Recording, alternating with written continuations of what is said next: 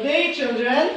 Good day, teacher. Okay, please remain standing for our prayer. So, Gogo, please lead the prayer. The Father, the Son, and the Holy Spirit, amen. Angel of God, my guardian gift, Lord, God's love to this day. Ever this day, the utmost time, to all them from the womb and glory, amen. Okay, so before you sit, please pick up some pieces of paper under the chair.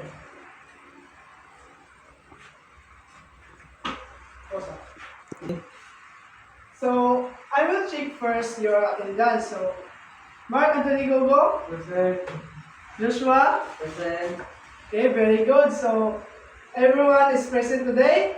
Yes, teacher. Okay, very good. So, pause. So, I have here our classroom rules. So, our classroom rules is be kind. So, please read class. Be kind. Okay, so be kind. And so be kind to your classmate and teacher. And the second is, Raise your hand. so if okay, raise your hand if your name is called. So the third is, Listen carefully. so kung nag-discuss ang teacher dito sa tubangan, dapat maminaw og takaw. And third is, Respect everyone. respect everyone. So, dapat mag-respeto ay ta sa atong kasog. The fourth is, respect everyone. So, kung ay sa atong sunod sa classroom, dapat mag-respeto ay tang tanan. And the fifth is, Try your best. try your best. So, try your best. Try your best in school class. Okay, so, we have an exercise first. So, our exercise is hand stretching. So, teacher will show first the step. So, the first step is this, finger stretching. And the second is punch motion. And the third is finger rubbing and shaking. Okay, do you understand, class? Yes, teacher. Okay, please stand up. Okay, so let's start. So finger stretching. The second is finger motion punch. And the third is finger rubbing and shaking. Okay, very good. Please take your seat. Thank you, teacher. So, do you have an assignment, class? Yes, teacher. Okay, so please pass in front. Okay, very good. So, do you have an idea what is our topic yesterday, class? No, teacher. Okay, so our topic yesterday is all about tie-dye design. Yes, teacher. Did you remember our topic yesterday, class? Yes, teacher. Okay, Joshua, please stand up. So our topic last meeting, teacher, is all about tie-dye design. Very good. Please sit down. Thank you, teacher. Okay, so our topic yesterday, class, is all about tie-dye design. Pause. Do you have an idea, class, what is our topic today? No, teacher. Okay, so our topic today, class, is all about pulp painting. So, what is pulp painting, class? So, but before that, let me introduce to you our learning objectives.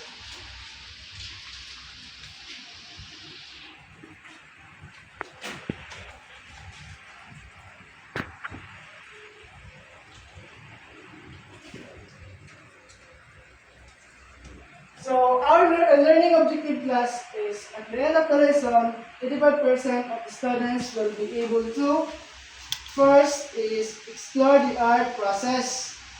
And the second is assemble art materials. And the third is create unique project. Do you understand, class? Yes, teacher. Okay, very good. Okay, very good. So, do you know what is pulp painting, class? No, teacher. No, teacher. Okay, so pulp painting is a creative art technique when a soft wet paper pulp is used instead of crayons or paint to make designs or pictures. Do you understand, class? Yes, teacher. Okay, very good. So, okay, ang pulp painting day, class, is kanang art technique with soft wet paper pulp is used. Pero kung crayons or paint mong kuha nga designs is dili siya kuha sa pulp painting. Ang dapat nga gamiton nga design is so ang pulp painting nga class is kanang instead nga maggamit ka crayons or paint to make designs or pictures, imong gamiton is kamot and very soft wet paper. You understand, class? Yes, teacher. Okay, very good. So make that. Okay, class. So since we have done to our discussion of pulp painting, so let's proceed to our step by step to how to make a pulp painting. So first step is sketch, design, or a simple design on your cardboard or with your flower, butterfly, fish, or landscape. So the second step is prepare pulp. So prepare different colors of paper pulp by mixing paint or food coloring into the pulp. And the third step is apply pulp carefully and colored pulp onto your sketch using a spoon, a popsicle stick, or your fingers. And the fourth step is fill design. So fill in all parts of the design with the appropriate color. So the step 5 is let dry. So let the artwork dry completely. And the step 6 is clean up. So clean your work area and return all materials properly. Do you understand, class? Yes, teacher. Okay, so class, what materials did we use?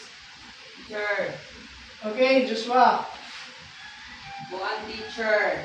Ako ang gamitin ng materials, teacher, is cardboard Okay. and bond paper and food coloring, teacher. Okay, very good. Please sit down. Thank you, teacher. Sorry. So, did you bring your materials, class? Yes, teacher. Okay, very good. So, what's up? So, this is the final example of our activity today, class. Unsa na, teacher? This is the pulp painting. Ay, teacher, unsa na ang design, teacher? Unsa na yung hindi mo? Kanyang game is an apple. So, did you know apple? Yes, teacher. Lamig ka, teacher. Okay, very good, boss. So, since you already know how to make a pulp painting, so class, are you ready to make a pulp painting, class? Yes, teacher. Okay, so I give you 30 minutes to make a pulp painting. So, did you know how to make? Are you ready to make a pulp painting, class? Yes, teacher. Okay, so I give you 10 to 15 minutes to make a pulp painting. Okay, teacher. Okay, very good. So you will start now.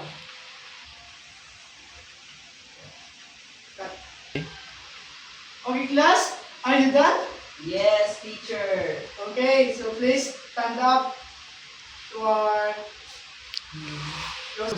So are you done making a palpating class? Yes, teacher. Okay, pass in the front. Okay, so uh,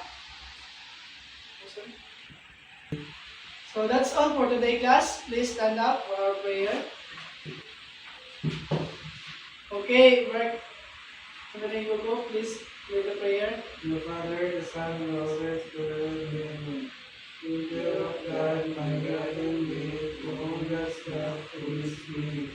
Ever this day be at my side, for I can guard you and guide. Amen.